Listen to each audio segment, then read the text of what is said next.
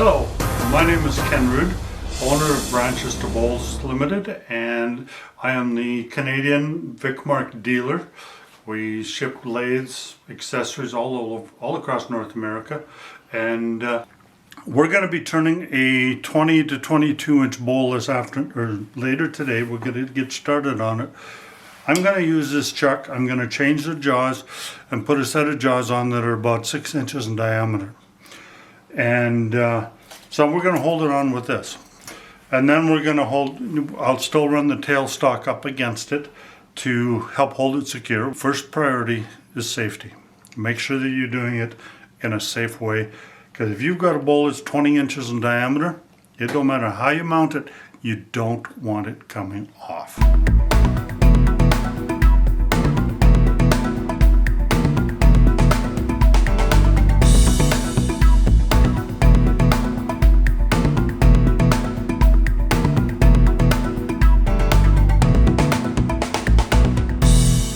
Okay, when I was getting the piece of wood prepped for this, because this had dried, it's been drying for 6 to 8 years, I don't remember exactly. If you look here, there's a bit of a crown on there. And so I wanted a relatively flat surface for the faceplate. So I just took a portable planer and just made a number of cuts. And I know it's not perfect, but I see it's a little higher here. But when I set this on, this will determine the orientation on the lathe where it's sitting. So you want it fairly flat so your bowl stays stable.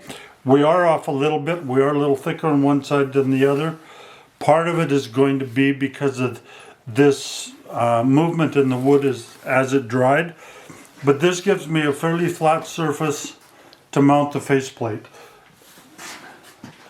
because we don't want to bend the faceplate, and because that changes the trajectory on a lot of stuff.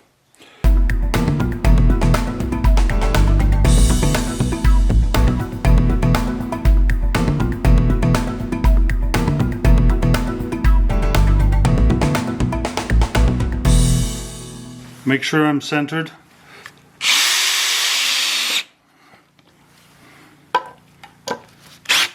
Tighten that up.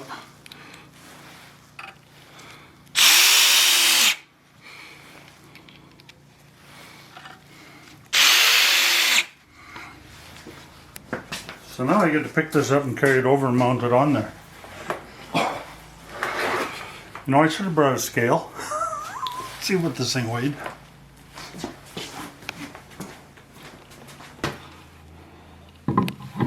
Okay.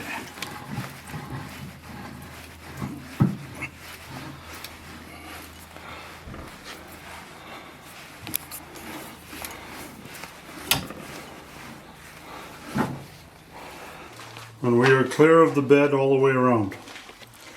You always want to spin the lathe before you turn the power on, because you do not want this thing to hit the bed of the lathe or the tool rest under power.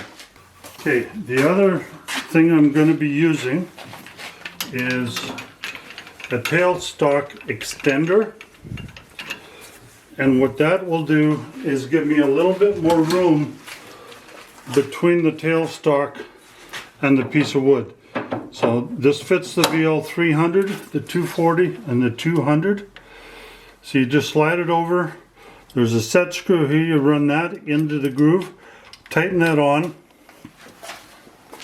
Then I can back the tailstock up a little bit from the piece of wood.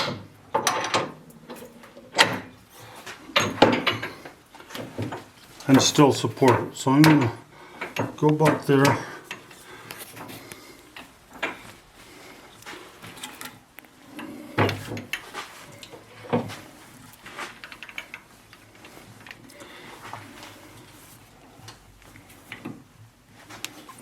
I'm going to tighten that on, lock my tailstock. It's a big piece of wood. What I'm going to do for this, because it'll give me a little bit more reach, we'll use it on both sides. This one is 18 inches long. It's made by Vicmark for branches to bowls, but the post is not centered. It's off center by 2 inches. So that'll give me an 8-inch reach this side, and when we're working on the inside, then we have a 10-inch reach. And when you're doing a larger bowl, you need more reach to get to the inside. So now we're not 100% balanced. So we're going to run this fairly slow to start with.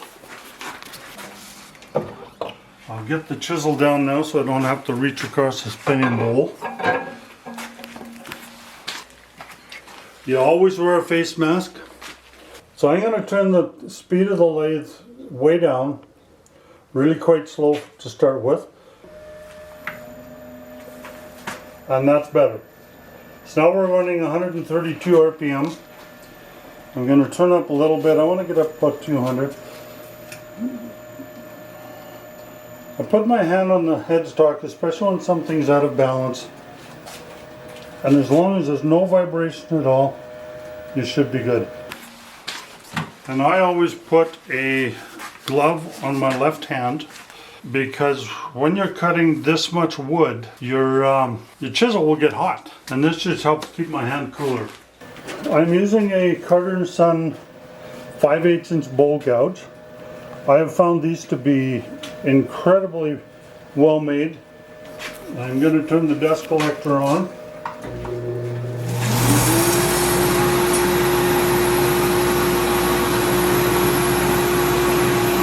I found the edge.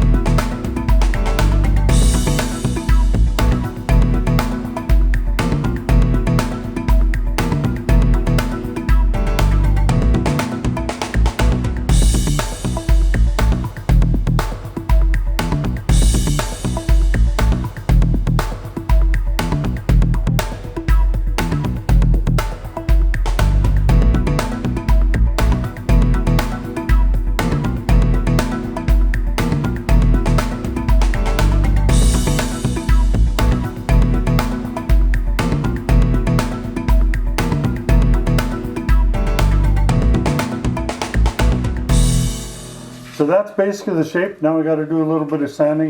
Do have some tear out there. Probably the easiest to pull most of that out, see how it goes. Yeah, no, I'll have to make another fine cut. That's a little bit deep. And then we turn it around and do the inside.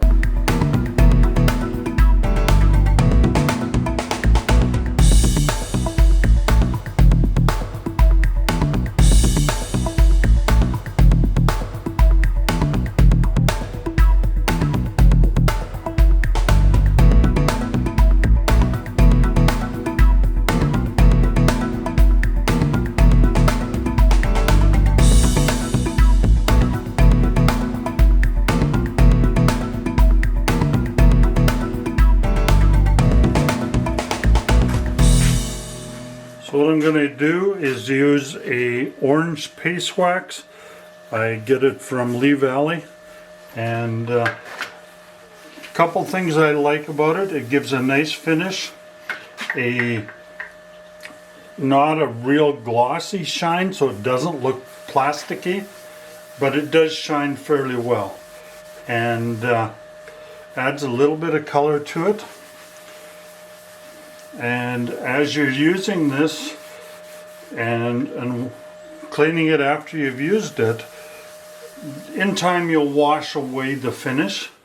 All you got to do is coat it with a coat of mineral oil that you can find at any drugstore or probably grocery store, and very inexpensive. And that will help protect the wood and keep it looking good for a long time to come.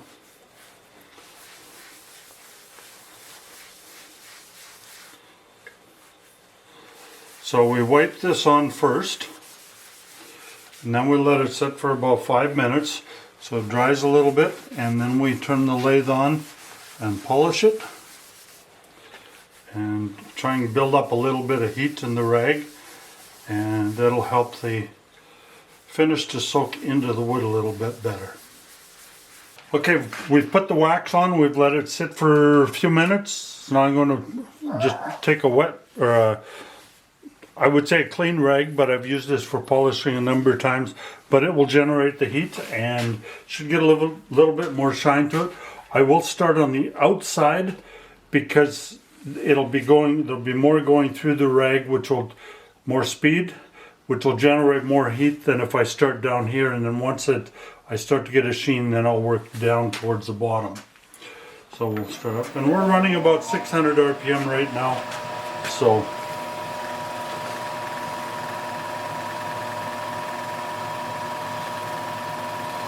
and if I look right across the top up here, I can see that it's starting to change a little bit.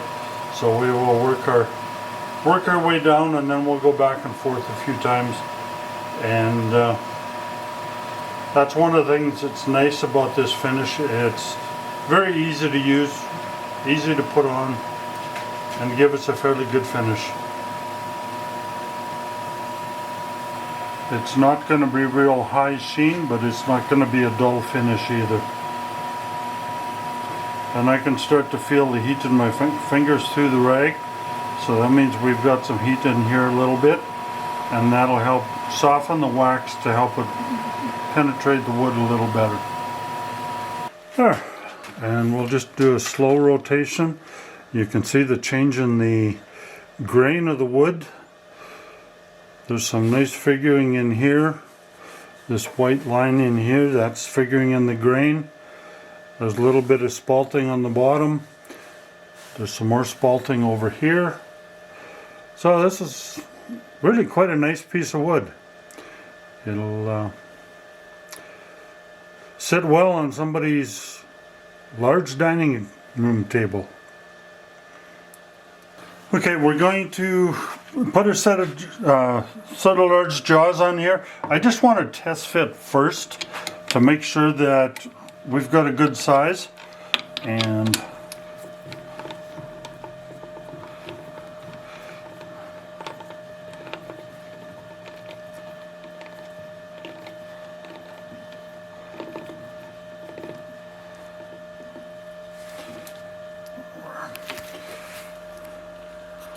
So we've got about an inch gap.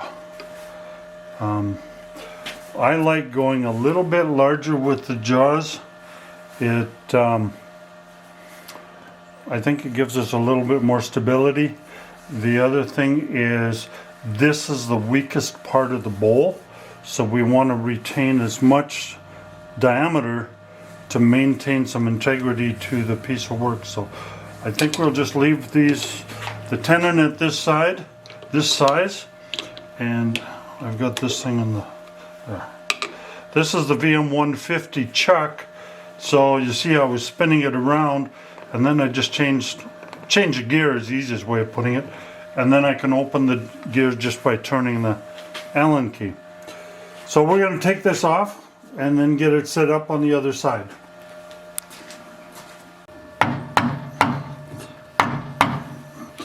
You want to hold on to this fairly good. I did put a old t-shirt underneath here, because if it drops, the steel is really hard. It'll actually dent the bowl, and we don't want that on this one. You don't want it on any one, but so I want to keep one hand on the bottom side to help catch the weight as it comes off.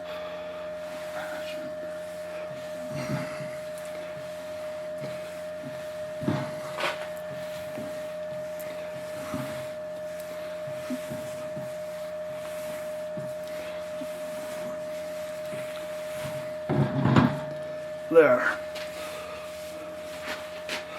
Now I'm just going to set it here. We got to take the faceplate off, and I just looked over in the table. I'm going to set this on when I take this off and get things set up here. It's full, so I got to empty the table before I put the bowl over there. Okay, these are number 14 screws in here. Just going to use a drill to take it out. Now the first one, I just loosen it. And then that way, as I take the other ones out, it's not going to spin around on me and get me in the fingers. So now this thing will stay solid, or it won't move on me, because that's a big enough piece of steel. I don't want it flying at my fingers. So now we're going to go and mount the chuck, and then we'll put this back on the lathe, and then we're going to use a WoodCut coring system and core out the center of the wood. We're just going to do one bowl. We can probably do 2 or 3. We'll do that at another time, just to save some time for today. And so we'll get that going. So now I've put a larger set of jaws. These are 173 millimeter, which, because I don't think metric, I have to translate it all. Outside diameter 170, actually this is right on 170 with it closed. So that's about 6 3/4 inches. That's the diameter of this. We'll mount this on the lathe, open the jaws up, and then we'll bring the bowl over and start working on the other side.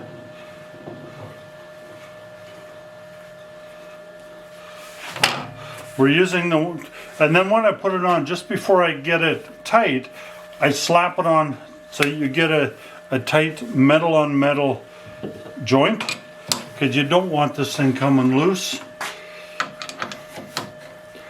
So now I'm just going to open the jaws up all the way. So that's open all the way.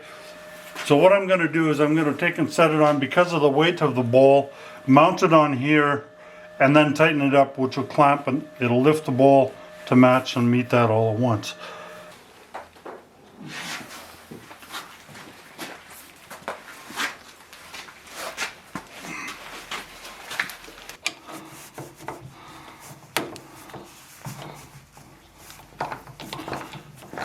So we'll tighten this up. We want the jaws touching the bowl itself.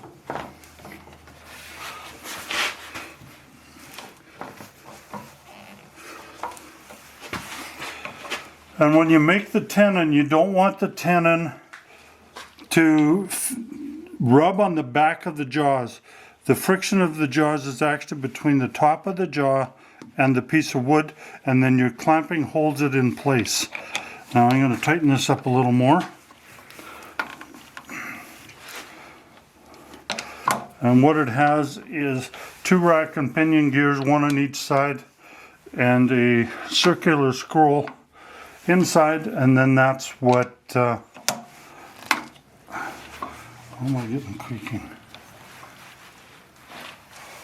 Alright. Now let's turn the speed down right now before I forget. Okay.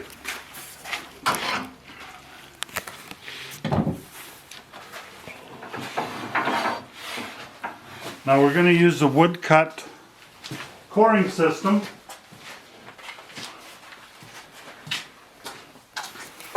Now I've adjusted this, set this up before, so I put this in the tool rest. This will set it at the proper height. So now, when I bring the knife up, let's see if I can, you want this dead center. So that's pretty well right on the center right there. We could be off a half a fraction of a millimeter. And we're not going to try and go too large on the bowl. So this is about the largest you're going to go with this one here. I'm going to spin this and make sure we're not going to hit the banjo. Lock that down.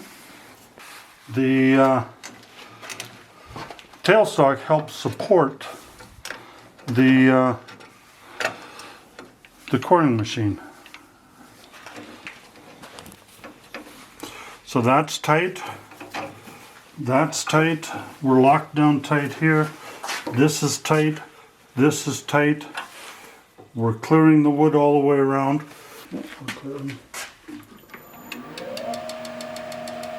So right now, we're at about 300 RPM right now.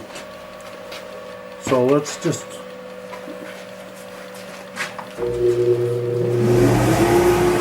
put one hand on the knife to hold it and go real slow, especially until we get into the wood.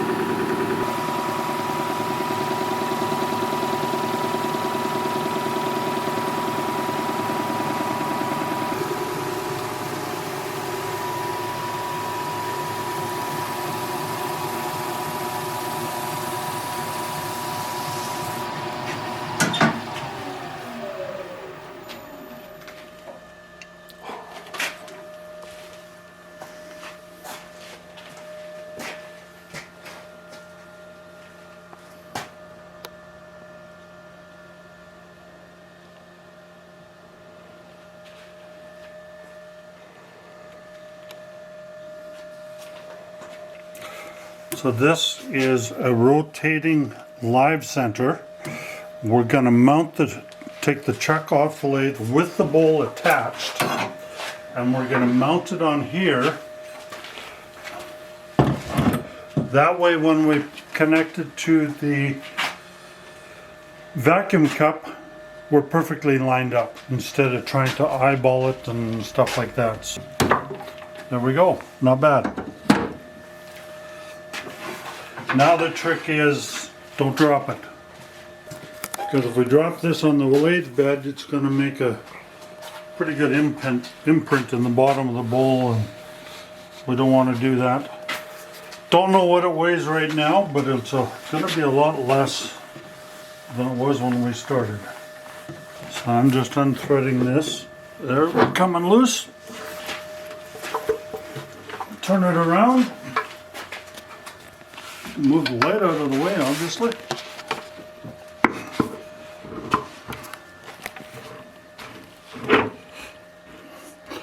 Now all we're doing with this live center is just holding it.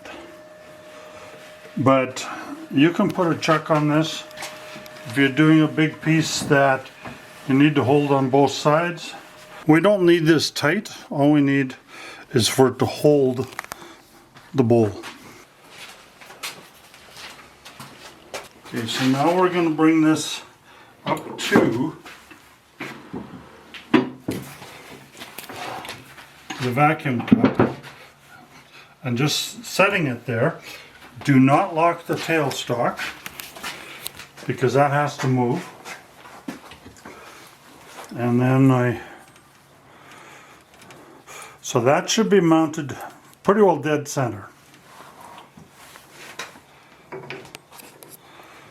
Thread the rotating union in.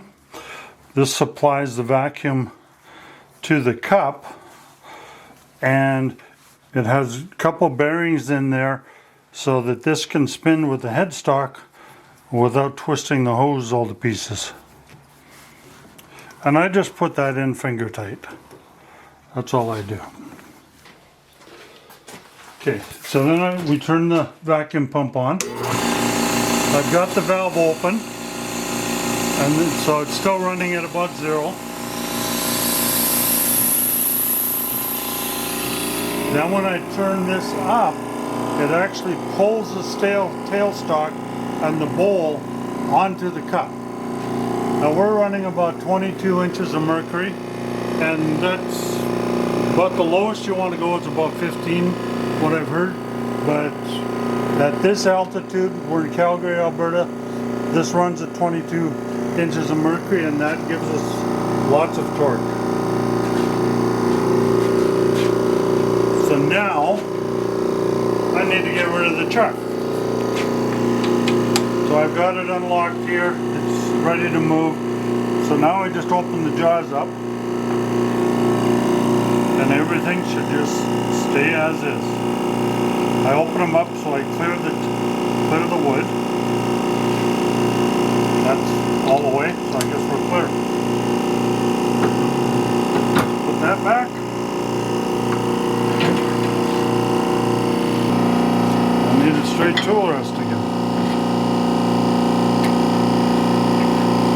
So what we're going to do is take the tenon off so that we have the flat bottom, a little bit of a concave, and then we'll do a couple artistic circles. Not that I'm the artist, but just circles, and then that's where we number and date the bowl. We sign it, put the species of the wood on so the customer has some record of what it is.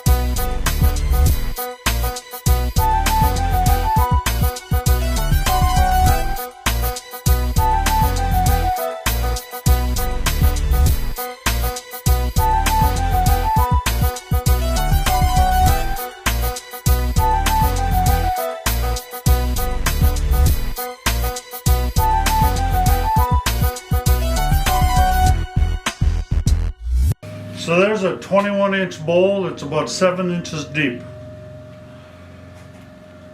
And I think from this bowl already I've hauled out 120 liters of shavings. That's even with taking the coring out. And there's the bottom.